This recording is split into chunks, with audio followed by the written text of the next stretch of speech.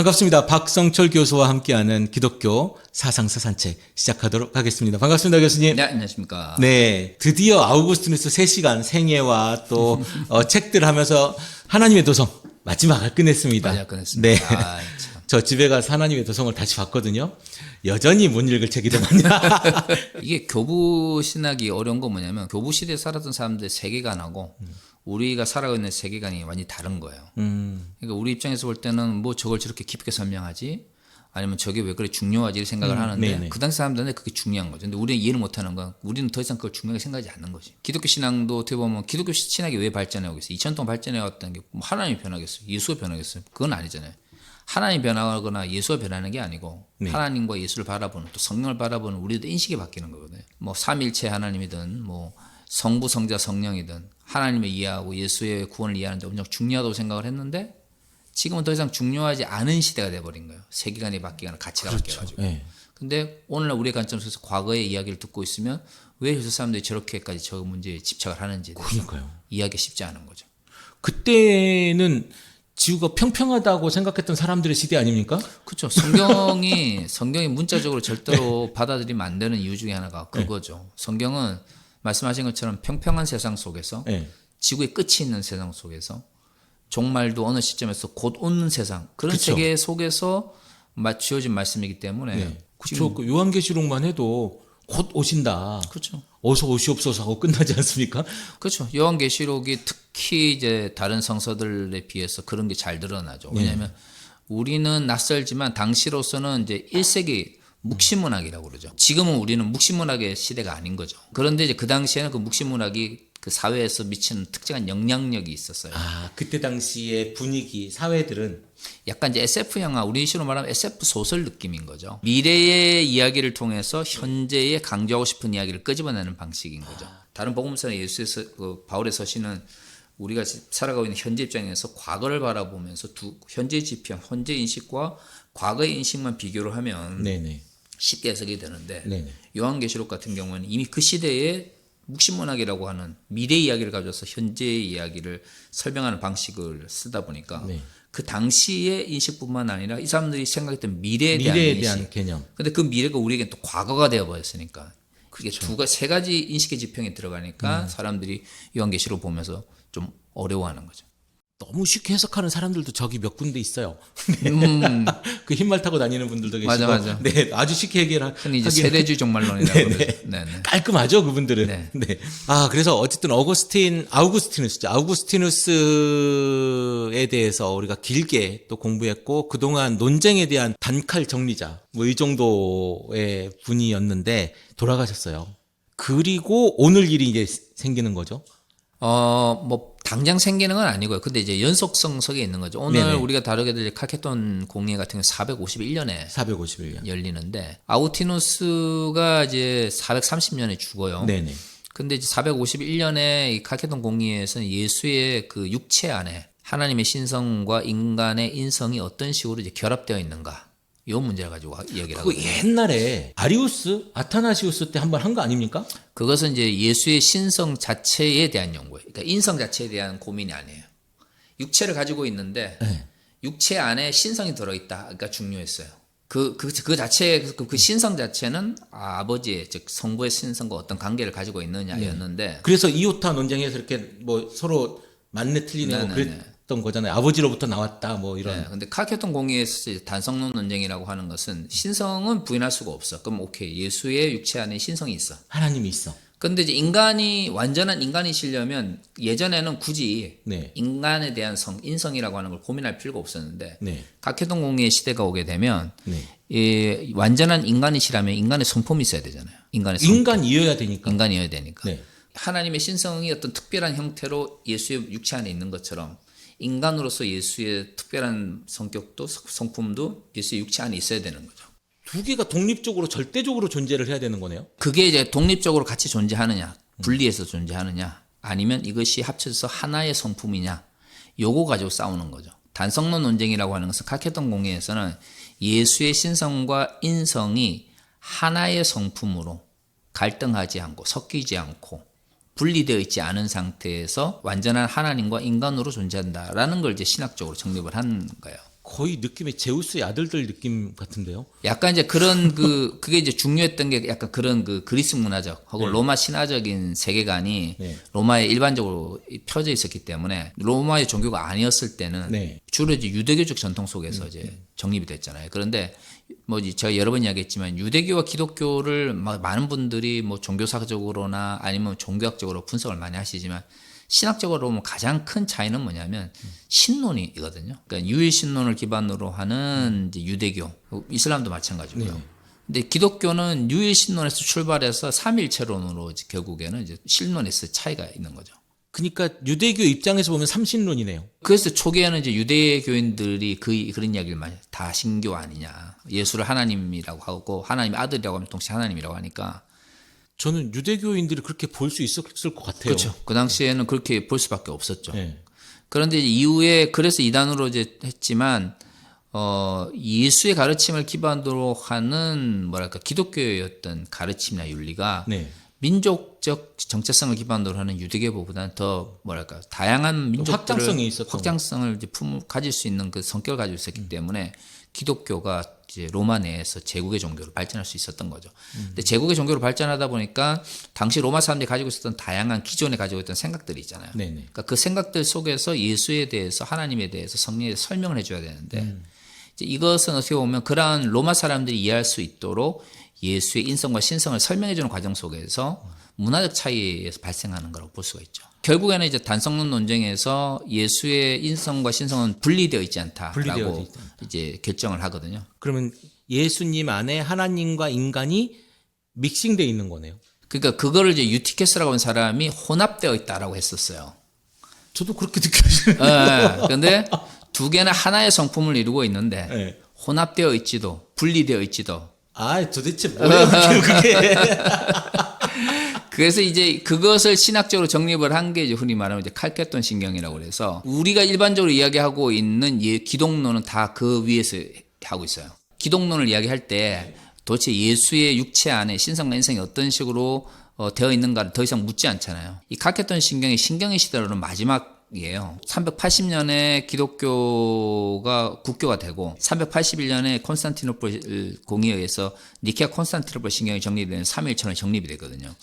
그리고 나서 로마의 어떤 통합을 꿈꿨지만 데오도시오스 황제가 죽고 나서 395년에 동로마와 서로마가 그러니까 행정적 구역으로 완전히 나눠져서 이후에 각각 황제를 세우게 돼요. 국가 자체가 분리가 돼버리는 거네요. 그러니까 하나의 제국이라고 이야기를 하지만 행정적으로 이쪽은 동로마 제국의 황제가, 이쪽은 서로마 제국의 황제가 이제 세우는 방식으로 이제 395년에 이제 갈라지게 되고 그 이후에 이제 결국에는 451년에 이 칼케톤 공예가 있고 그다음에 이제 476년 되면 소노마 제국이 이제 멸망하게 되잖아요.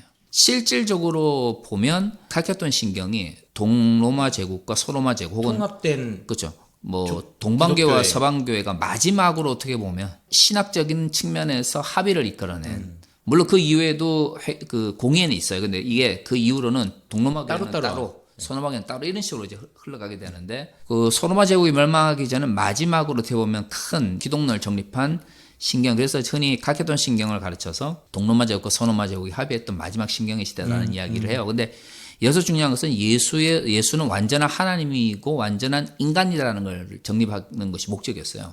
그럼 미리 답을 정해놓고 합의를 하는 과정을 거치는 건가요? 아니면 합의를 한 다음에 그 결과를 도출하는 건가요? 예수의 신성이 육체 안에 있다 그러면 도대체 인성과 어떤 그 상관관계를 가지고 있는가에 대한 이야기는 꽤 오래된 신학적인 주제였어요. 그러니까 카파도기아 교부가 활동하던 시대에 거의 같이 활동을 했던 이제 아폴리나리우스라고 하는 사람이 있는데 요한계시록에 등장하는 그 이단 아닙니까? 네, 아폴리나리우스. 그렇죠. 이단으로 정제를 받았죠.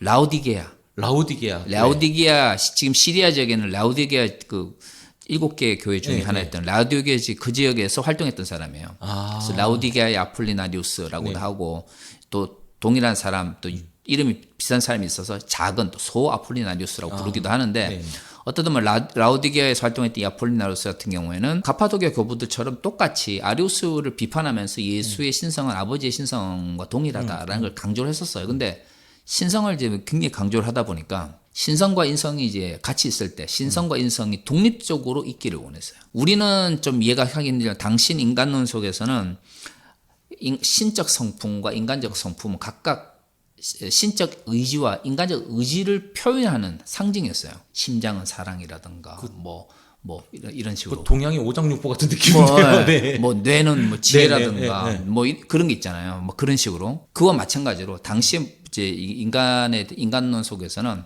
각각의 성품을 각각의 의지를 주관하는 영역이 있는 거예요. 그러니까 발이 손에게 얘기하기도 하고. 네네네 그런 식의 뭐 그런 동화의 이야기 같은. 그러니까 우리는 그거를 비유로 받아들이잖아요. 그렇죠. 예, 예. 근데 사실 당시 문화 속에서는 그건 비유가 아니었어요. 하긴 지구도 평평하니까. 그분들은 지구도 평범하고 모든 게 다 네. 그런 세계관 속에서는 실질적으로 뭐 용기 같은 경우에도 뭐 가슴에서 나온다 이렇게 생각하고 뭐 이런 게 있잖아요. 그렇죠. 네. 우리는 지금 여기서 다 이루어지는 거지만, 그러니까 사랑의 영역이 따로 있고, 용기의 영역이 따로 있고, 인간의 영역과 하나님의 영역이 따로 있고. 그러니까 그런 입장에서는 신의 의지를 표현하는 영역하고 인간의 의지를 표현하는 능력이 달라야 되는 거예요. 왜냐하면 그 예수께서 겟세마네에서 기도할 때에 아버지의 뜻을 알지만 인간의 어떤 뭐랄까 연약함을 드러내는 부분이 있거든요. 네. 그러니까 그런 부분을 설명을 해주려면 지금 우리 입장에서는 어떻든 우리 내면의 갈등이라고 하는 것이 굳이 신성의 문제나 인성의 문제를 가져올 필요가 없지만 당시의 인간론 속에서는 인간의 의지를 관여하는 부분하고 신의 의지를 관여하는 부분이 이 육체 안에 있어야 되고 무조건. 한 사람이 이 싸움을 하는 이런 느낌이 아니고 네, 그게 아니고. 이 안에 1번, 2번, 3번, 4번이 존재하는데 네. 그중에 신이 하나 존재하고 인간이 또 존재하고 뭐 이런 거네요. 그렇죠. 같은 인간의 의지를 주관하는 어떤 영역이 있어야 되고 절대 영역이 있어야 되는 거네요. 신의 의지를 적용하는 게 그러니까 뭐 그렇다고 해가지고 가슴에서 뭐 용기가 나온다고 해서 가슴이 뭐 심장하고 뭐 떨어지고 이런 개념은 아니에요. 그런데 심장 자체가 여기 있지만 가슴이잖아요. 그렇죠. 네. 그러니까 그렇게 생각하시면 돼. 심장이 사랑을 주관하지만 네. 가슴은 용기를 주관해. 근데 결국 보면 심장이랑 가슴이 어디 다 붙어 있잖아요. 어디. 그렇죠. 배는 또 어떻게 보면 욕심을 또 상징해요. 배는 또 욕심을 상징한다고. 지금도 그래요. 그죠. 그런데 가슴하고 배하고 뭐 차이가 얼마나 있어. 그렇죠. 그게 그거죠. 네네. 그리고 우리처럼 이 배 나온 사람들은 배하고 가슴 차이가 더 없단 말이에요. 네네. 그러니까 우리 같은 사람들은 용기하고 욕심이 엄청 가까이 붙어 있단 말이에요. 당시 문화 속에서는. 네, 그렇죠. 근데 그런 것이 그 당시 사람들에게는 상징이 아니었어요. 중세까지도 그런 상징적 문화가 있었는데 5세기에는 더 심했죠. 5세기에는 더 그러니까 이 사람들에게서는 만약에 예수께서 인간이면서 동시에 하나님이시려면 인간의 의지를 주관하는 영역과 신의 의지를 주관하는 영역이 반드시 있어야 되는 거예요. 인간 육체 안에. 근데 이게 섞여 있으면 안 된다고 생각했어요. 아폴로나리오스나 유티케스나 네스토리우스처럼 네. 나중에 이제 특히 네스토리우스 같은 경우에는 유명한 사람이에요. 각했던 공의에 의해서 이단으로 정죄받고 정교라고 이제 쫓겨나서 네. 이제 경교라고 그래가지고 중국으로 와서 이제 선교의 새로운 이제 길을 열게 되는데 이 세 사람은 좀 주장이 조금씩 다르긴 하지만 거의 같은 주장을 해요. 예수의 인성과 신성은 분리되어 있다. 어울릴 것 같은데요, 그게 더. 그게 이제 그 당시 문화 속에서는 굉장히 익숙한 문화니까 그 사람들 이야기가 이제 먹혔던 거죠. 예를 들어 아폴리나리우스 같은 경우는 인간을 영, 육, 혼 이렇게 분리됐다고 생각을 했고 지금도 그렇게 생각하지 않나요, 교회 안에서? 네, 근데 뭐 요즘은 그 종교개혁 이후로는 영혼 이분법이 굉장히 강해져가지고 그러니까 예를 들어 전통적으로는 인간을 사문법으로 나누는 게 교대 고부들의 글 속에서는 굉장히 자주 등장해요. 영혼육. 영혼육 뭐 이런 식으로. 그런데 이제 종교개혁 시대가 오게 되고 그다음에 과학의 시대가 오게 되면 더 이상 영과 혼을 나눈다고 하는 것이 문화적으로 의미가 없어져 버리죠. 왜냐하면 육체 안에 모든 게 들어가 있고 뇌로 모든 것이 다 인간이 이루어지기 때문에 이 뇌 안에 어떤 부분이 영이고 어떤 부분이 혼이고 나라고 나누는 것 자체가 나라에 따라서 또는 시대에 따라서 인간을 바라보는 관점이 달라지잖아요. 그러니까 마찬가지로 당시로 이제 교부 시대는 이제 그 영, 뭐 혼, 육 이렇게 사문부를 나누는 방식이 되게 강했는데 네. 아폴리나리우스 같은 경우에는 예수의 신성은 영에 임하는 것이다. 영. 혼은 신성의 부분이 아닌 거예요. 이분 입장에서는. 그리고 그 영은 인간에게 정신으로 나타난다. 굉장히 독특하죠. 그 구분이 됩니까? 근데? 그렇죠. 우리 입장에서는 그게 지금 입장에서는 영혼 이분법도 솔직히 네, 어려운데. 영혼 이분법도 이제는 뇌 자체가 네. 왜냐면 우리는 유물론 엄청 비난하지만 많은 부분에서 유물론에 익숙하거든요. 우리는 어쨌든 뭐 뇌의 구조와 뇌의 우리는 작용으로 인해서 어쨌든 영혼의 어떤 구조도 이제는 뇌라고 하는 독특한 물질적 어떤 특징과 연결됐다고 생각을 한단 말이에요. 꿈도 그렇게 해석을 하잖아요. 네네, 꿈도 그렇게 해석하고 영혼의 능력도 그렇게 해석을 하고 네네. 심리적 변화도 그렇게 해석을 하지만 당시로서는 정신이라고 하는 것은 또 인간의 혼과 좀 다른 것이고 이성이라고 하는 것은 또 인간이 기본적으로 동물들과 다른 것이고 생명을 움직이는 어떤 힘은 따로 있고 그 육체라고 하는 것을 굉장히 좀 첨시하는 문화가 로마 내에서 있었기 때문에 네네. 육체는 이런 물건처럼 여겨졌어요. 그 뭡니까 영지주의가 뿌리 내릴 수 있는 기반들이 분명히 있었군요. 있었죠. 그렇기 때문에 이제 가능했던 거고 물질 자체를 굉장히 인간의 육체도 일반적으로 자연에 있는 물질과 동일한 것으로 봤기 때문에 생명이라고 하는 것이 물질과 다른 어떤 에너지여야 돼요. 그래서 혼은 모든 생명체에 다 존재하는 건데 그러면 동물하고 인간이 어떻게 다르냐? 영이 존재한다. 지금도 그렇게 얘기하지 않습니까? 뭐 흔히 이렇게 산문법 하시는 분들은 그렇게 많이 이야기를 하죠. 저 어릴 때 개가 기도하는 거 봤냐? 뭐 그러면서 개는 영혼이 없다. 생태주의 시대인데 그걸 네네. 못 받아들이는 사람들이 그런 이야기를 하는 거죠. 근데 그 당시에는 그런 게 익숙했어요. 그러다 보니 그 익숙한 인간에 대한 이해 가운데서 그러면 하나님의 신성은 어디에 머무느냐 했을 때 그 로고스로 이 땅에 오신 그분은 인간이 일반적으로 가지고 있는 영과는 다르다. 인간의 영의 자리에 로고스가 임했기 때문에 예수 그리스도의 신성은 로고스 즉 영에서 발견될 수 있다. 이렇게 이야기를 했었어요. 그 로고스는 다분히 헬라적인 개념 아닙니까? 그죠. 헬라 문화 속에서 로고스는 진리인 거죠. 그러니까요. 그래서 이것은 정신으로 어떤 사람은 정신으로 아구티스는 정신만으로는 부족하니까 이성으로 더 확장시키잖아요. 뭐 그런 과정은 네. 나중에 어플이 나와서 어차피 이제 이단으로 정죄받고 나중에 그 제자였다나 추종됐던 유티케스 역시도 동일한 이제 이유로 이제 이 유티케스는 또 그 신성과 인성이 혼합되어 있다 이렇게 또 이야기를 했거든요. 섞여 있는데 독자적이다. 하여튼 그렇게 이야기를 해요. 안 보이니까 별말들을 다 하는군요. 눈에 보이지 않으니까 뭐라고 했어. 보이지 않으니까. 마음대로. 근데 이제 이렇게 되면 이제 당시로서는 어떤 문제가 생기냐면 네. 각각의 성품에 앞에서 이야기한 것처럼 인격을 표현하는 거거든요. 의지. 예수의 의지가 그래 되면 어떻게 되냐면 통일성을 상실하게 되는 거죠. 겟세마네 기도를 신성과 인성이 분리되어 있다라고 하는 이 논리로 설명하기에는 굉장히 좋은데 네. 문제는 이제 그렇게 되면 예수는 완전한 인간이 될 수가 없는 거예요. 하나님인데 어떻게 인간과 똑같을 수가 있겠어요? 우리는 완벽한 인간의 카네이션, 네. 인카네이션 하잖아요. 그 완벽한 인간으로 이 땅에 오심을 믿는 거잖아요. 네. 지금 우리는 그러니까 섞여 있어도 안 되고 분리되어 있어도 안 되는 거죠. 이 안에 있으면, 네, 이 안에 있으면 그러면 없어야 되면 하나님이 아니잖아요. 그러니까 그 당시 이제 아구스티누스까지만 하더라도 네. 구원론이라든가 또 구원론 자체도 하나님의 은총을 강조하는 거였고 네. 예수의 신성 하나님이심을 강조하면서 구원을 받는 것이 당시 다른 종교들과 구분되어지는 특히 유대교와 분리되는 되게 중요한 신학적인 요소이기 때문에 도대체 완전한 하나님이 어떻게 완전한 인간이 되느냐를 설명하는 데 있어서는 그렇게 발전하지 않았었어요. 그러니까 모든 신학을 보면 그런 개념이 없는 게 아니고 예를 들어 원절은 또 인간이 죄인이라는 걸 빼버리면 기독교 자체가 구원에 대한 개념이 없어지는 거니까요. 근데 이제 문제는 왜 아구티누스의 원전이 유명하냐면 그럼 도대체 아담과 하와가 지은 그 죄가 왜 그 이후의 사람들에게도 영향을 미치는가를 설명해 줘야 되는데 그 이후의 사람들은 아구티누스만큼 설명을 못 해준 거예요. 그래서 이제 아구티누스의 원죄론이 모든 원죄론의 출발점이 된다라고 하는 거지. 맞다 얘기 되는 거예요. 인간이 죄인이라는 개념이 없었다는 게 아니고 마찬가지로 완전한 하나님이자 완전한 인간이다라는 말은 큰 개념이기 때문에 그냥 설명을 안 해주고 이야기를 해주면 그 믿기는 좋죠. 하나의 명제로 명제로서는. 문장으로서는 가능한데 이게 실제적으로 어떻게 되는지에 대한 설명은 굉장히 어려운 난제 아닙니까? 그렇죠. 그러니까 이게 451년, 5세기 중반까지 이 이야기가 이루어진 거죠. 그렇기 때문에 이제 이 문제를 놓고 두 개를 분리하려고 하는 성경이 있었는데 예수의 인성을 중요하게 생각하는 문화와 예수의 신성을 중요하는 문화가 당시 교부 시대부터 존재했었거든요. 예를 들어 알렉산드리아 학파 쪽은 예수의 인성보다는 신성을 강조하는 문화였고 안티오키아 쪽하고 네네. 이쪽 지역은 예수의 인성을 강조하는 방식이었어요. 어떻게 보면은 어떤 예수의 모습을 강조해야만 자기들이 살아가는 문화 속에서 뭐랄까 신앙의 삶을 살아가기 좋으냐인 거죠. 그러면 이거는 또 다른 관점에서 보면 마테마가 누가 요한 사복음서가 있지만 다들 각자 관점이나 이런 형식이라든가 공동체 자체가 다르잖아요. 그래서 필요한 부분들에 대한 그 논점이 굉장히 부각되어 있는 부분들이 있지 않습니까? 뭐 그런 거 비슷한 이야기로 들어도 되는 건가요? 그렇죠. 예수는 이제 각 시대 때마다 각각 다른 모습으로 받아들여지는데 핍박받고 억압받을 때는 각각 다르게 해도 문제가 안 돼요. 네. 그런데 이제 이게 제국의 종교가 되면 합쳐지면.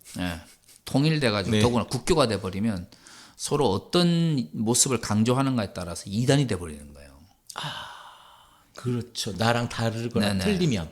앞에서 얘기했지만 아구티누스라고 하는 저 건축한 어떤 그 신학자가 있었기 때문에 네. 예수의 인성과 신성에 대한 그 육체 안에 예수의 인성과 신성이 어떤 식으로 존재하는지가 크게 부각이 안 됐었어요. 왜냐하면 어떤 아리우스주의를 비판하면서 형성된 그 로마 교회 같은 경우에는 예수의 신성을 되게 강조하는 분위기였고 네. 그렇기 때문에 메시아로서 하나님이신 예수를 강조하는 분위기였기 때문에 굳이 그 육체 안에 신성과 인성이 어떤 식으로 결합되는지 설명할 필요가 없었어요. 그런데 이제 나중에 요 논쟁을 보면 알겠지만 주로 이 콘스탄티노플 쪽에서 신학적 활동을 했던 사람들을 중심으로 이 예수의 인성을 강조하는 분위기가 많이 나요. 이게 안티오키아 학파들의 영향인지는 네. 좀 더 고민을 해봐야 되지만 어떻든 예수의 인성을 강조했던 안티오키아 학파와 같은 사람들의 영향력이 그 동로마 제국과 서로마 제국이 행정적으로 딱 분리되고 나서는 거리상으로도 가깝지 않습니까? 이 콘스탄티노플 중심으로 굉장히 예수 인성을 강조하는 분위기가 생기기 시작해요. 근데 예수의 인성이 강조되려면 아무래도 신성과 인성이 같이 있으면 신성이 더 힘을 가질 수밖에 없잖아요. 그렇죠. 하나님인데. 그러니까 분리되어 있지 않으면 인성 자체가 약해진다고 생각했던 사람들이 콘스탄티노플에 많았어요. 나중에 그 이단으로 정죄받았던 이 카케토 공회에서 정죄받았던 그 네스토리우스도 콘스탄티노플 대주교였거든요. 엄청 유명한 사람이었네요. 그러니까 이게 유명하지 않으면 이단 논쟁이 될 수가 없어요. 그 시골 동네에서 지 멋대로 가르치면 누가 알아요, 그거를. 그만큼의 영향력이 있었던 사람이기 때문에인 거예요. 원래 이 논쟁의 시작점이 이제 알렉산드리아의 키릴루스라고 하는 이 사람도 이제 그 지역에서 소위 말하는 주교였거든요. 대장들끼리. 근데 이쪽에서는 이제 로마를 중심으로 이미 아구티누스에 의해서 어느 정도 하나님의 은총론을 기반으로 하는 구원론이 정립되어 있는 상태에서 예수의 신성을 중심으로 하는 그 강조하는 문화가 있었는데 이쪽 문화에서 이제 주교로 있었던 키릴루스 입장에서는 예수의 신성과 인성을 분리함으로써 예수의 인성을 강조하려고 했던 콘스탄티노플 쪽의 신학적 흐름 자체가 마음에 안 들었죠. 하나님은 그러니까 신적 존재로서의 부각이 더 커져야 되는데 네네네. 자꾸 인간적인 이야기를 하니까 좀 없어 보이긴 하네요. 그런데 이제 그 밑에 어떤 애가 그 두 개는 서로 혼합되어 있는데 각각의 성격을 가지고 있다라 뭐 하여튼 이상한 유티케스 같은 이런 이야기를 해야 되니까 이쪽 예수의 신성을 기반으로 기독론을 정립했던 사람들 입장에서는 이걸 도저히 받아들일 수가 없었던 거죠. 아구스티누스 죽자마자 430년 죽자마자 431년에 제2차 에페소 공회가 열려요. 에베소. 그리고 그 이전에 제1차 에페소 공회가 열렸는데 거기에서 아폴리나리우스가 이단으로 정죄를 해요. 근데 이제 제2차 에베소 공회에서도 역시 그와 유사한 성격의 이 주장을 했던 사람들이 정죄를 받거든요. 그런데 이제 여기에 이제 예를 들어 그 당시에 아폴리나리우스나 유티키스 하는 사람들 이단으로 정죄를 받았음에도 불구하고 네스토리우스 같은 사람들은 그 에베소 공회의 그 결정을 받아들이지 못했어요. 그래서 이제 결국에는 이게 그거 431년에 아구스티누스 죽고 그 다음에 에베소서 제2차 에베소 공회가 열려가지고 아폴리나리우스나 유티케스의 주장을 이단으로 정지했음에도 불구하고 451년이면 20년 후에 다시 가케돈 공회가 열리잖아요. 그러니까 이 예수의 신성과 인성을 강조하는 문화 두 가지 서로 다른 신학적 배경을 가지고 있던 사람들이 제2차 에베소 공회에서 결정이 내려졌지만 받아들이지 못하고 있었던 거예요. 교회에서 결정을 했어. 이거는 A야. 근데 B라고 하는 생각을 가진 사람들이 A를 받아들여서 우리는 하나의 교회, 하나의 어떤 공동체로 만들어야 되는데 이 A를 못 받아들여지고 이거 B인데? 이러고 있었다는 거 아닙니까 지금? 그 325년에 니케아 공회 때도 아리우스를 따랐던 사람들이 있어가지고 콘스탄티노스 황제가 뭐랄까 중간에 이제 타협책을 내놨잖아요. 본질로서는 맞아요. 존재로서는 니케아 공회가 제대로 완성이 안 됐잖아요. 존재로서는 다르다 이래가지고 막 그 이후에 그 아타나시우스가 막 반대하다가 막 쫓겨나고 막 그러잖아요. 근데 그 당시에는 로마 제국이 어떻든 하나의 제국이었기 때문에 네. 황제도 하나로 만들어야 된다고 생각을 하고 공의회에서 한번 결정을 하면 어떻든 마음은 안 들지만 일단 이단은 이단으로 정리를 해버렸어요. 중요하고 아주 그 위대한 위치에 있을지라도 다르면 그냥 틀렸다 하고 빼버렸군요. 네. 잘라버렸네. 그러면 이제 그 다음에는 이단으로 정제된 애들에 대해서는 마음에는 안 들지만 뭐 어쩔 수 없이 그냥 따르는 분위기였는데 이 단성론 논쟁 때는 395년에 동로마 제국, 서로마 제국이 행정적으로 분리가 돼버리잖아요. 일단 완전히 갈라졌으니까. 그리고 5세기 초기가 되면 네. 5세기 초기가 되면 이제 황제도 다 따로 세워.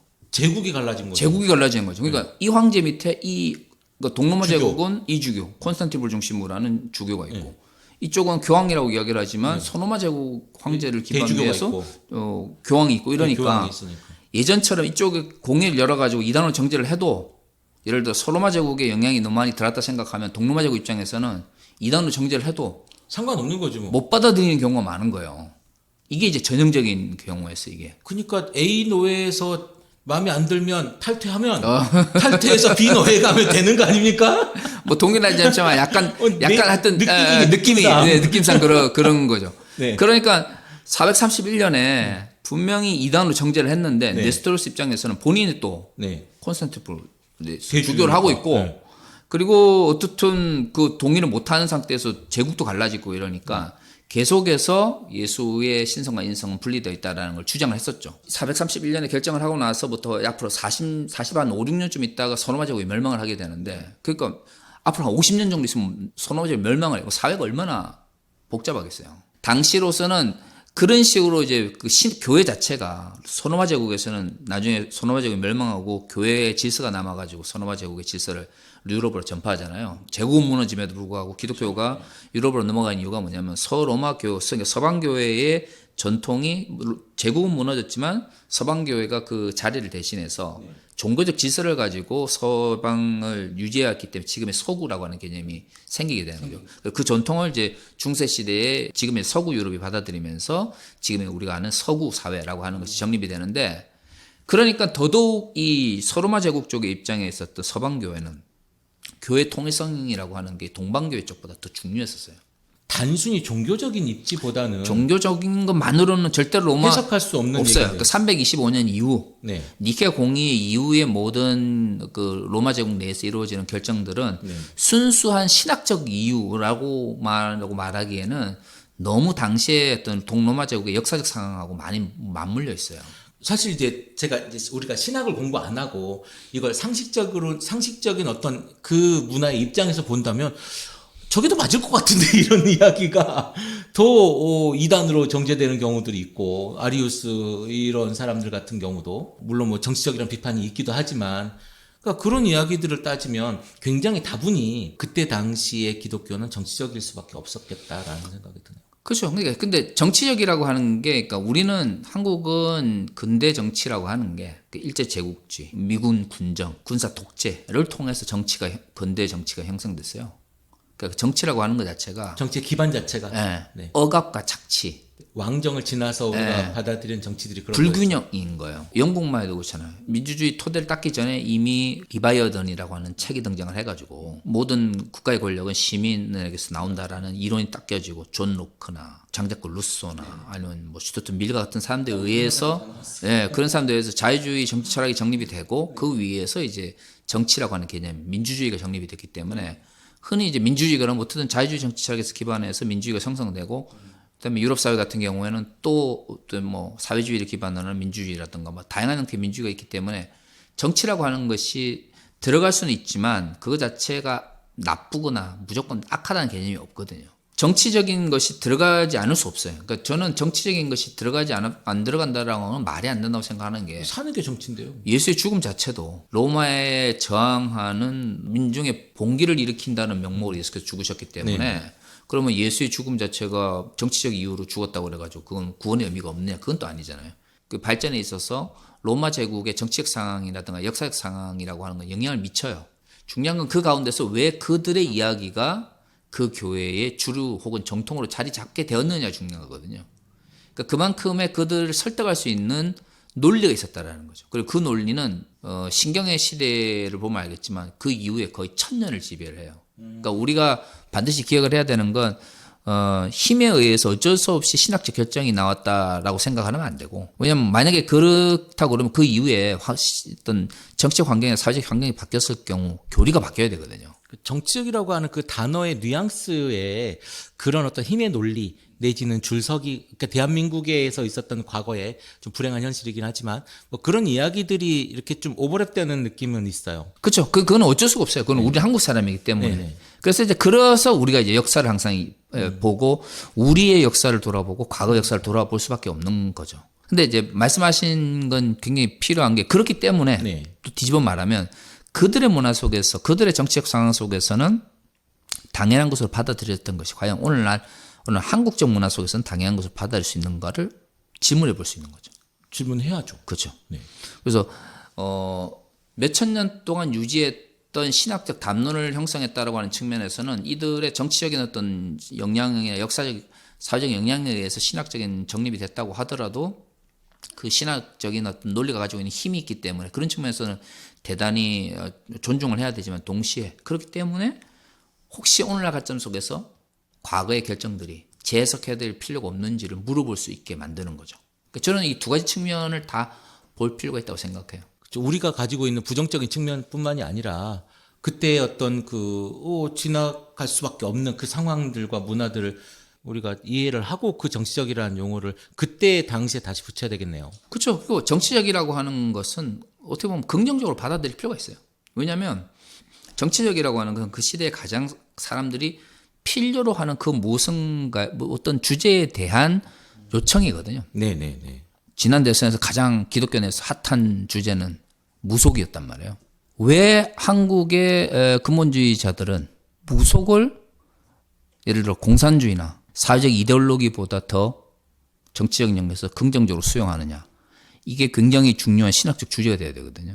기존의 한국의 근본주의 교회들이 가지고 있던 모든 주장이나 모든 이데올로기를 한 번에 무너뜨리니까요. 근데 그 고민들은 어디서 오냐면 대선이라고 하는 정치적 상황과 그 다음에 그 대선을 지지했던 정치적 견해에서 오는 거죠. 그렇죠. 근데 그걸 연구할 때는 당연히 신학적 객관할 수밖에 없는 거죠.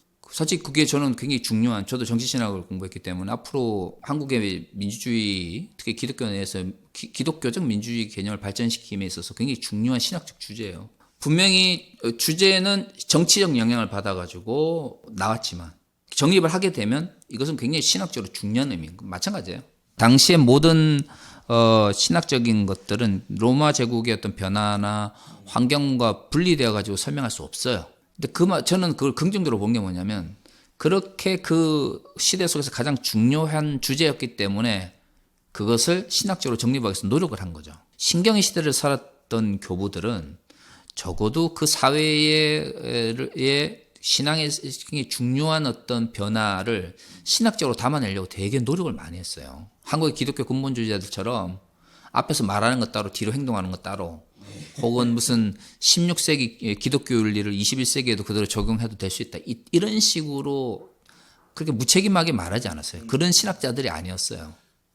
이때 당시에 좀 하신다는 분들은요, 제가 늘 얘기하지만 천재성이 있는 아주 열심히 하시는 분들, 책도 많이 쓰시고 많이 읽기도 하고, 늘 부러운 분들이십니다. 네. 지금 우리가 알고 있는 기독론에서 이 완전한 하나님이시다, 완전한 인간이시다라고 할 때 그 구체적 설명에 대한 것은 거의 칼케돈 공의에서 결정된 신경에 따라서 설명을 해요. 예수의 신성과 인성이 하나의 성품으로 완전한 하나님이자 완전한 인간으로 존재할 수 있는가를 칼케돈 신경은 설명을 하고 있거든요. 이렇게 돼 있죠. 우리는 모두 거룩한 교부들을 따라 일치된 마음으로 우리 주 예수 그리스도를 한 분이시고 같은 성자이심을 고백하도록 가르친다. 바로 그분께서는 신성에서 완전하시고 같은 분이 인성에서 완전하시며 같은 분이 참으로 하느님이시고 이 이성적 영혼과 육체로 이루어진 참으로 인간이시다. 그 같은 분이 신성에 따라서는 성부와 본질이 같으시고 인성에 따라서는 우리와 본질이 같으시며 죄 말고는 모든 면에서 우리와 똑같으시다. 같은 분이 한편으로는 신성에 따라 시대전에 하나님에게로서 나시고 다른 한편으로 인성에 따라 마지막 날에 우리를 위해 우리의 구원을 위해 동년녀이시고 하나님의 어머니시. 이거는 이제 우리말이 그 가톨릭에서 번역을 해서 그런데 테오토코스라고 그래가지고 네. 헬라어 원문을 보면 하나님의 어머니이신 마리아가 아니고 친척 출산이신 마리아. 예수를 낳았는데 그 예수가 죄가 없으시려면 인간 어머니 육체 어머니인 마리아에서 낳았지만 하나님께서 그 마리아를 거룩하게 하셔서 죄가 없도록 거룩한 가운데 출산케 하셨다. 이런 의미예요, 이게. 거의 화채설 느낌인데요. 나중에 이제 그렇죠. 이게 뭐 5세기 거니까, 네네네네. 5세기 거니까 당시에는 이제 화채설이나 이런 게 이미 이제 정립이 되어 있던 때니까. 네네네. 이제 이게 이후에 이제 라틴어로 마테르 테이라고 해서 하나님의 어머니라고 번역되면서 그 마리아에 대한 신성화가 신성화가. 이랬는데 이 당시에 이 테오토코스는 적어도 마테르 데이처럼 하나님의 어머니의 개념은 아니거든요. 근데 이거는 이제 가톨릭에서 이게 번역을 해서 라틴어 번역을 기반으로 번역을 해서 이제 우리는 하나님의 어머니신 마리아에게 태어났을 때 이렇게 했는데 테오토코스 신적 출산 예수를 거룩 하나님이 보호하신 가운데서 거룩하게 출산하신 어머니 출산하신 마리아 이런 의미예요. 한 분이시고 같은 분께서 그리스도와 외아들 주님이시며 두 본성 안에 혼합되지 않으시고 여기서 이제 등장하는 게 두 본성이 있긴 있어요. 네. 두 두 본성 성품이 안에 있고. 근데 그건 혼합되어 있지 않으시고 네. 변화되지 않으시고 네. 분리되지 않으시고 나뉘지 않으시는 분으로 인식되며 이 외에도 결합으로 인해 본성의 구성이 없어지지 않으시고 오히려 두 본성의 각 속성이 보존되며 하나님의 위격과 하나님의 히포스타시스로 결합되신다. 이렇게 되어 있어요. 보시면 알지만 두 본성이 존재하는데 하나예요. 근데 두 개는 분리되어 있지도 혼합되지도 나눠 있지도 않다. 이렇게 설명을 해요. 이제 이런 거를 섞여 있지도 않고 분리돼 있지도 않고 근데 있어. 언어적으로 이걸 설명을 하려고 하니까 이렇게 되는 거예요. 이게 사실은 우리의 인식, 지금의 우리의 인식으로는 해결될 수 없는 문제 아닙니까? 왜냐하면 저는 삼위일체를 설명할 때 이렇게 얘기하거든요. 현재 우리 인간이 인식할 수 있는 그것이 없기 때문에 설명한다는 것 자체가 내가 가지고 있는 언어로는 불가능한 것 같다. 라고 표현을 저는 하거든요. 삼일체가 똑같은 거죠. 예. 신적 본성을 같이 가지고 계시는데 위격적으로 구분되잖아요. 네네, 그렇죠. 그러니까 그거는 그렇게밖에 설명할 수 없어요. 여기도 마찬가지죠. 그러니까 이단들이 예수의 본성은 따로 신성과 인성이 있는데 두 개는 분리되어서 따로 있어. 그게 설명이 되지. 예. 근데 이제 그래 돼 버리면 이제 완전한 하나님이시고 완전한 인간이 안 돼 버리니까. 네네. 완전한 인간이고 완전한 하나님이 되려면 신성과 인성은 같이 있지만 저는 각각의 성격을 가지고 절대적이어야 되죠. 같은 성격을 가지고 있지만 그러나 이것이 분리되어 있으면 안 되는 거죠. 그렇게밖에 설명할 수 없는 거예요. 근데 합쳐지면 또 아닌 거잖아요. 네, 합쳐져서 혼합되어 있는 건 아닌 거예요. 네. 근데 성품은 하나인 거죠. 이거를 정말 이렇게 그림을 그려보거나 뭘 만들어 보면 이게 만들어지지 않는 거죠. 이거는 뭐 삼위일체를 설명할 수 있는 게 한계가 있는 것처럼 이 카케돈 신경도 이거 이상 만약에 예수의 인성과 신성이 어떻게 존재하느냐를 설명할 수는 없어요. 그러니까 언어적 측면에서는 이렇게밖에 설명이 안 되는 거죠. 더 이상. 그러니까 이게 어떻게 보면 이런 걸 이제 부정에 기반한 신학적 논리라고 하거든요. 네. 그러니까 예를 들어 이런 거예요. 사랑이 뭐냐? 사랑의 규정이 진짜 어려워요. 사랑 오래 참고 뭐 이렇지만 고린도서 13장만으로 사랑을 다 설명하고 싶다. 이건 아니잖아요. 네네, 그렇죠. 근데 사랑이 아닌 것은 설명이 쉽거든요. 사람 패는 거, 욕하는 거, 억압하는 거, 착취하는 거. 그걸 사랑이라고 해버리면 사랑 자체가 의미를 상실하게 되는 거죠. 그렇게 하지 않는 게 사랑이야. 그리고 나머지는 되게 좋은 유사한 형태의 성품으로 모아서 그게 이제 고린도서 13장이거든요. 불의와 타협하지 않고 뭐 이런 거. 그러니까 이 대부분 신경의 시대에 형성되는 개념들을 보면 개념 자체 그 언어적 표현으로 그 개념을 100% 설명하고 있다 이게 아니고 이것 이외에 다르게 설명했을 때 생기는 문제들에 대한 반대로서 정립하는 경우가 많은 거죠. 그러니까 명제를 완벽하게 해석하고 이 명제가 답이야가 아니고 다 이것들을 빼면 요거야. 요거만 남는 거죠. 그러니까 신성이 있다. 두 신성이 있어. 오케이. 그건 맞아. 근데 분리돼 있어. 분리돼 있지 않아. 합쳐져 있는데 어떻게 돼 있어? 혼합돼 있지도 않아. 유티케스처럼. 네. 근데 하나야. 그래서 단성이잖아. 단성론. 그러니까 이게 말이 되고 안 되고는 중요하지 중요하지. 않아요. 그게 그 시대 사람들이 듣고 그렇구나. 예수의 신비는 저런 식으로 설명이 되는구나. 이건 중요하지 않아요. 합쳐져 있어? 아니? 그럼 뭐, 나눠져 있어? 아니? 그러면 따로 있어? 아니? 이 명제 이외에 다르게 설명했을 때 생길 수 있는 이단적 사상들 있잖아요. 네네. 아니면 그렇게 했을 경우에 성서의 거의 많은 부분을 부정하게 되는 경우 있잖아요. 다른 가르침들을.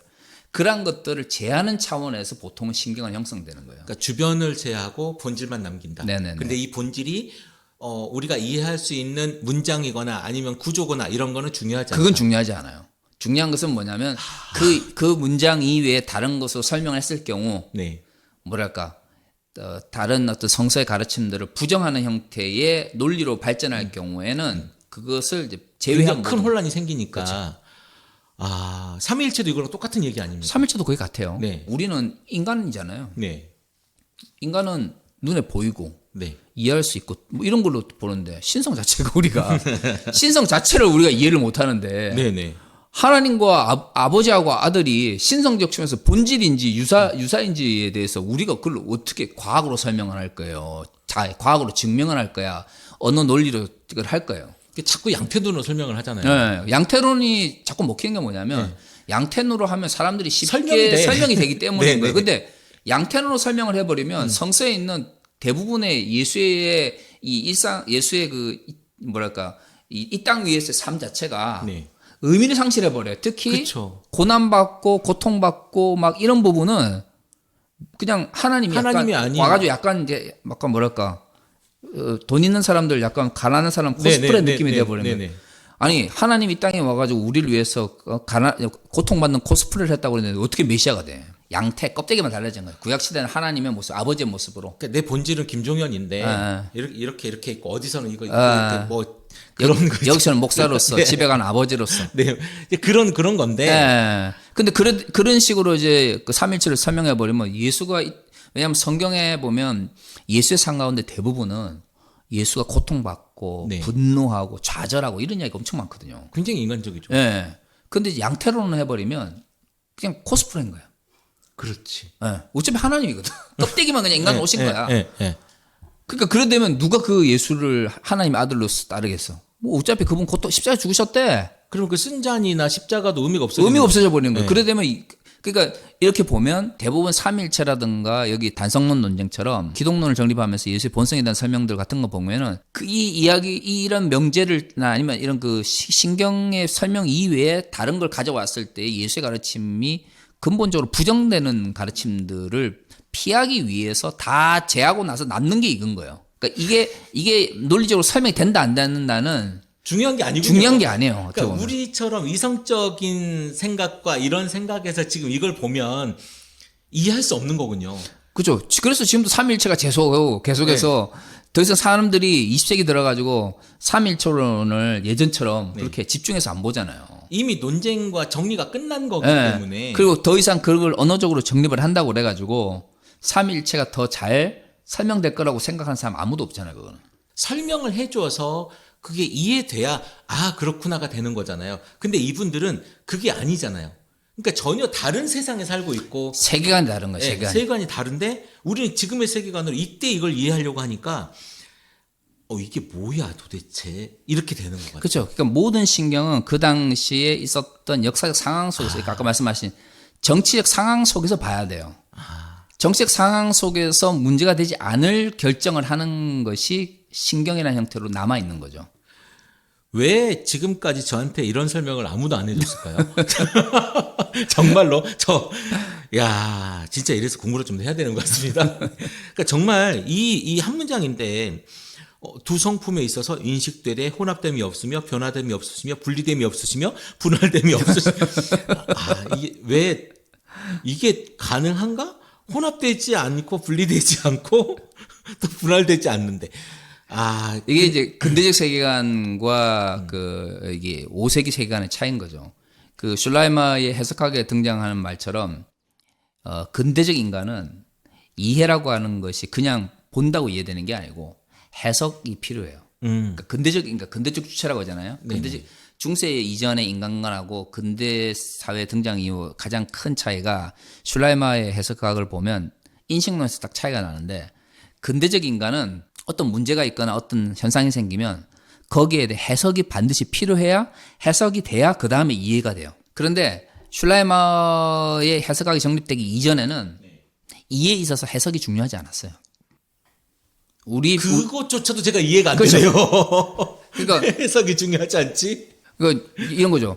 과거에는 우리 식으로 말하면 조선 시대에는 정치를 결정하면서 현실적인 안전은 중요하지 않았어요. 중요한 건 공자님의 말씀, 특히 주자학적인 해석에 있어서 그 주자학적 해석에 그 정치적인 논리가 맞느냐가 중요한 거예요. 지금의 세대는 해석이 전제가 돼야 이제 이로 넘어가지만 그 당시에는 세계관이 다른 거죠. 이제 요 이야기가 이해가 됩니다. 그래서 이제 신경들 보면 지금 입장에서 보면 뭐야 이게 무슨 이게 2000년 기독교를 버텨왔다고 이렇게 생각하는데 그 당시에는 그렇게밖에는 정립할 수 없는 거죠. 심지어 요 이야기를 하고 있는 사람들은 이렇게 말하면 좀 그렇지만 몇몇의 리더들 아닙니까? 그렇죠. 어떻게 보면 당시 교회에서는 가장 최고의 학자라고 하는 애들이 모인 거 가지고 결정을 내는 거니까. 이분들이 이렇다라고 하면 대중들은 아멘 하는 때 아닙니까? 아, 그렇죠. 여기에 대해서 이해하거나 설명할 필요가 없어요. 논박의 여지가 없이. 네. 신경이잖아요. 크레도의 원래 라틴어 명명이 뭐예요? 나는 믿는다예요. 요거냐 아니냐죠. 네. 공예를 통해서 신경을 딱 정립을 해요. 네. 이게 크레도야 그러면 교회 가서 우리는 크레도라는 게 나는 그렇게 믿는다예요. 그러니까 아멘인 거죠, 아멘. 네. 그러니까 곧 내가 믿으면 그건 이해를 하는 거죠. 우리처럼 우리 해석을 해줘야 이해를 하는 게 아니고 내가 그것을 믿으면 그건 이해가 되는 거예요. 하나님이 있느냐 없느냐. 있다. 거나 없다거나. 네. 그러니까 내가 있다고 믿으면 있는 거죠. 있는 거죠. 그것은 내가 이해하는 거예요. 네. 설명할 필요가 없어요. 그런데 중세에 오면 이제 토마스 아퀴나스 시대가 되면 하나님의 존재를 논리적으로 설명해 주는 시대잖아요. 이제 나중에 이제 신존재, 신은 존재하는 거 뭐 이런 이야기들 계속 나오니까. 근데 같은 기독교 문화인데도 네. 어떤 데서는 신의 존재를 증명해 줄 필요가 없는 문화가 있었잖아요. 그렇죠. 근데 이미 이제 토마스 아퀴나스 시대 오면 그때는 신의 존재를 이제는 말로써 논리로서 설명해 줘야 되는 시대인 거죠. 그러니까 이 시대와 저 시대는 같은 기독교 문화고 같은 기독교 논리를 이야기하고 같은 하나님의 존재를 이야기하는데 두 개는 서로 다른 문화 속에서 다른 환경 속에서 이해하는 방식이 다른 거예요. 칼케톤 공예가 큰 일을 했네요. 그렇죠. 그렇기 때문에 그 이후에는 더 이상 신론에 대한 그다음에 기독론에 대한 논쟁은 더 이상 존재하지 않게 되는 거죠. 그러니까 여기서부터 여기까지 해서 하나님, 그러니까 500년, 근 500년인 거죠. 예수님 돌아가신 후에 420년 동안 하나님과 예수님과 성령에 대한 이거야. 여기까지 딱 종집으로 찍어 놓은 거네요. 그렇죠. 요 이후로는 특별히 여기서 이렇게 달라지는 삼일체론이나 기독론이라고 하는 게 잘 안 등장해요. 종교개혁의 가장 특징은 우리가 어떻게 구원 받느냐가 중요하지 하나님이 어떤 분이냐, 예수가 어떤 분이냐는 이미 정립이 됐어요. 정립이 되는 거죠. 더 이상 깔뱅이나 마틴 루터의 글 속에서 이 시대 사람들처럼 크레도 시대 사람들처럼 이렇게 형이사학적으로 하나님을 설명하고 예수 그리스도의 신성과 인성을 설명하고 본성을 설명하는 게 물론 논리적으로는 중요하지만 다 과거의 교부대결을 가져오죠. 이미 더 이상의 의미가 없는 거지 않습니까? 그 시대는 그 자체가 중요하지 않은 거예요. 더 이상 이제 구원론의 시대로 넘어가게 되기 때문에. 지금도 마찬가지잖아요. 지금도 우리는 개신교는 이제 네. 구원론의 시대를 기반으로 하고 형성된 종교이기 때문에 우리는 지금 이제 구원론이 중요한 거고 네. 지금은 이제 구원론도 더 이상 이제 뭐랄까요 큰 의미를 못 가지게 되죠 이제는. 그럼 어떤 의미가 있습니까? 한국에서는 구원론 자체가 예수 천국 불신주로 끝나버리죠. 더 이상 안 중요해요. 한국 사회에서 한국 교회에서 가장 중요한 이론은 뭐냐면 부자론이에요. 부자론. 내가 어떻게 예수를 믿는데 어떻게 하면 부자가 되는가? 기도 빡시게 해가지고 부동산 투기를 하고 주식 투자를 하고 코인을 해서 부자가 되느냐? 하여튼 제가 잠깐 당혹스러워졌습니다. 네. 아니 그렇잖아요. 지금 이제는 좀 지나간 이야기지만 제가 꽤 존경했던 보험지권에 했던 목사님이 갑자기 연세 드셔가지고 은퇴하시고 나서 청부론 뭐 이래가지고 네 한참 유행했던 때가 있었죠. 이게 지금 한국 사회에서 지금 이게 깨끗한 부자라고 하는 게 구조적으로 말이 되냐? 너무 형이삭적 담론인 거죠. 그러니까 부라고 하는 걸 어떻게 규정할까는 다를 수 있는데 솔직히 한국 사회에서 부는 어느 정도까지는 자기가 노력해서 얻을 수 있어요. 네. 그 정도는 한국 사회가 어느 정도 만들어 왔어. 노력해가지고. 네. 그런데 재벌이 되겠다. 아니면 대기업 사장이 되겠다. 대기업 총수가 되겠다. 노력해서 된 거 하나도 없어요. 그쵸. 그 노력으로 노력을 되는 안 일이 돼요. 아니잖아요. 노력 안 돼요. 일단 정말 지극히 시대적인 어떤 운빨이 따라줘야 되고 그러니까 뭐 지금에 아니면- 있는 것도 적산 기업들 네. 물려받고 뭐 이렇게 해서 된 거 아닙니까? 아니면 이제 그 군사 독재나 아니면 정치적 힘을 빌려가지고 해야 된단 말이에요. 근데 그게 많이 좋아졌지만 그렇다고 해서 그 완전히 한국 사회가 그런 그런 좀 부정적 형태의 부의 축적이 사라졌네. 그렇지 않거든요. 지금도 뭐 마찬가지 예. 아니겠습니까? 그런데 도대체 거기서 말하는 깨끗한 부자 할 때가 부자의 개념이 근데 그런 분들은 또 부자의 개념은 또 설명 안 하시죠. 부자의 개념은 제가 굉장히 상징적이에요. 예를 들어 재산 100억 이상, 네. 1000억 이상. 기준이 없어. 기준이 없어요. 그냥 네. 본인들이 그냥 부자라고 내가 해놓고 부자라고 생각하면 부자야. 부자라고 해놓고 깨끗한 부자 필요하다 이야기를 하는데 만약에 정말로 한국 사회에서 부자 이야기를 제대로 하려면 내가 생각할 때 우리나라에서 부자라고 이야기를 하면 최소한 500억 이상 가지고 있어야 된다. 그럼 이제 그 다음부터는 논리적으로 들어갈 수 있겠죠. 과연 한국에서 500억 이상 벌려면 깨끗하게 벌 수 있느냐? 말도 죽을 안 되죠. 때까지. 말도 안 되죠. 그런데 지금 그거를 청부론의 이름으로 가져와가지고 막 해가지고 한때 얼마나 난리쳤어요. 근데 그 사람들이 깨끗한 부자 책 읽어봤습니다. 그 사람들이 그 관심을 가진다는 게 뭐겠어요?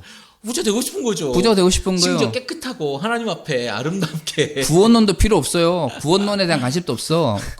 깔뱅이나 마틴 루터가 구원에 있어서 성화의 과정을 어떻게 이해를 했느냐. 마틴 루터가 구원을 받은 사람들이 그 이후에 그럼 하나님 말씀대로 살아가는 과정을 어떻게 생각하냐. 보네퍼처럼 뭐 그리스도의 제자가 된다고 하는 것은 구원의 문제가 어떤 관계가 있냐. 아니 하다못해 그렇게 기독교 근본주의에 욕하는 바르트가 이야기했던 화해론. 도대체 기독교적 의미의 화해와 구원 어떤 상관관계가 있느냐.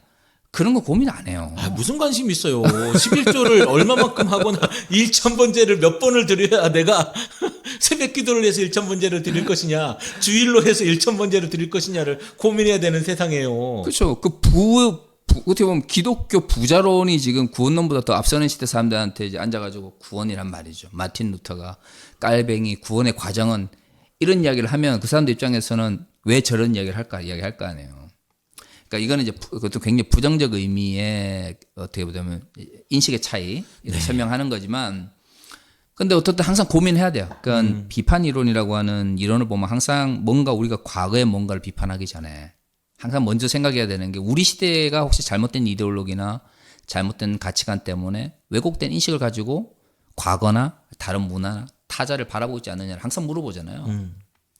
마찬가지로 우리가 과거에 비해서 더 예수의 말씀대에 충실하고 더 깨끗하고 더 윤리적이고 더 나은 삶을 살면서 과거의 잘못을 돌아볼 수 있는 환경이면 얼마나 좋겠어요. 그렇죠. 그러면 그렇게 돼야 되는데 그렇게 되기 위해서는 끊임없이 과거와 현재를 비교해 가면서 우리 스스로가 잘못된 인식이나 신앙이나 이데올로기에 붙잡히지 않은지를 돌아봐야 하거든요. 네. 그러니까 그러려면 과거에 그 사람들은 왜 그렇게 생각할 수밖에 없었는지 그 시대의 문화나 환경 속에서 그게 신경이든 뭐 그게 고백이든 뭐든 기독교 논리든 사상이든 간에 돌아볼 수 있는 노력들이 반드시 필요한 거죠. 물론 뭐 지금 세상에서 뭐 신경의 시대가 옳다 그르다를 얘기하는 이야기는 아니지만 어쨌든 기독교가 다시 한번 바라봐야 될 방향 그리고 우리가 지금 무엇을 고민해야 되는가 성경을 보면서 이런 이야기들을 이 칼케톤 공유회가 다시 한번 우리에게 던져주는 것 같습니다. 그렇죠. 네. 그래서 과거 역사에 대해서 바라보는 관점은 반드시 필요합니다. 뭐 역사를 읽은 민족은 뭐 미래가 없다고. 그게 단순히 민족의 문제뿐만 아니고요. 교회가 역사를 잊어버리면 그럼요. 미래가 없어요. 다시 그거 똑같이 또 하거든요. 그게 없으면. 맞습니다. 네. 똑같은 잘못 반복하죠. 네. 이 말이 너무 식상하긴 한데 성경을 진리라 생각하고 하나님을 믿고 예수 그리스도의 삶을 우리가 쫓아가는 사람들이라면 이거 다시 봐야 되는 거 아닙니까? 지금 이 자리를 1700년 전입니까? 1700년 전 칼케돈 공예를 통해서 우리가 다시 한번 돌아보게 된 것 같습니다. 우리가 뭐 그때 뭐 그 크리드를 다시 한번 읽고 뭐 이러라는 얘기가 아니고 이 이야기를 여러분들 같이 공유했으니 여러분들도 다시 한번 우리가 지금 무엇을 교회 안에서 고민해야 되지? 나는 어떤 예수 그리스도를 믿는 거지? 고민하는 시간이 되었으면 좋겠습니다. 교수님 수고하셨습니다. 네, 감사합니다. 수고하셨습니다. 네.